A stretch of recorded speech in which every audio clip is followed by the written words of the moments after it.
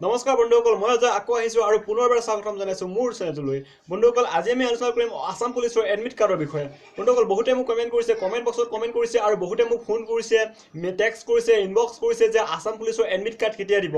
চ' বন্ধুসকল, মই সেইটো বিষয়ে এডমিট কাৰ্ড কেতিয়ালৈকে দিব সেইটো মই এনকুৱাৰী কৰি আছোঁ বন্ধুসকল। আৰু এটা কথা হ'ল কি, যদি আপুনি মোৰ চেনেলটোলৈ প্ৰথমবাৰ আহিছে তেতিয়াহ'লে মোৰ চেনেলটো ছাবস্ক্ৰাইব কৰি দিয়ক আৰু বেল আইকনটো প্ৰেছ কৰি দিয়ক, যাতে এনেকুৱা ভাল ভাল ভিডিঅ' নটিফিকেশ্যনবিলাক পাই থাকে।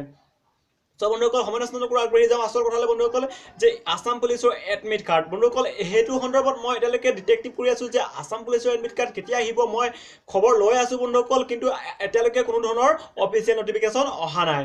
ত' বন্ধুসকল, কিন্তু আমি গম পাইছোঁ যে প্ৰায় এপ্ৰিল বা মাৰ্চ মাহত এই দুটা মাহৰ ভিতৰত কনফাৰ্ম আছাম পুলিচৰ এডমিট অহাৰ কথা আছে।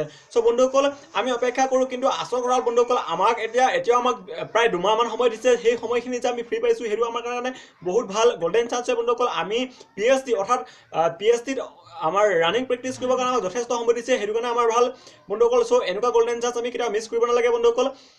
কিন্তু অফিচিয়েল নটিফিকেশ্যন যেতিয়া আহিব, মই অট'মেটিক বন্ধুসকল অতি সোনকালে মই নটিফিকেশ্যন দিম বন্ধুসকল। গতিকে বন্ধুসকল, আমি এইখিনি সময় যাতে নষ্ট নকৰোঁ, এইখিনি সময় আমি অকল PhD অৰ্থাৎ PhDত ভাল পাৰফৰ্মেঞ্চ দেখুৱাবৰ কাৰণে আমি চেষ্টা কৰোঁ আৰু অসমৰ ৰক্ষক হিচাপে আছাম পুলিচৰ এজন ব্ৰেণ্ড এম্বেচাডৰ হিচাপে প্ৰতিষ্ঠা কৰোঁ আমি। গতিকে বন্ধুসকল, চ' যদি আপুনি প্ৰথমবাৰ আহিছে তেতিয়াহ'লে মোৰ চেনেলটো ছাবস্ক্ৰাইব কৰক আৰু বেল আইকনটো প্ৰেছ কৰক, এনেকুৱা ভাল ভাল ভিডিঅ' নটিফিকেশ্যন পাই থাকিবৰ কাৰণে। আৰু বন্ধুসকল, আছাম পুলিচৰ এডমিট যেতিয়া আহিব মই তেতিয়াই আপোনালোকক খবৰ দিম। ঠিক আছে।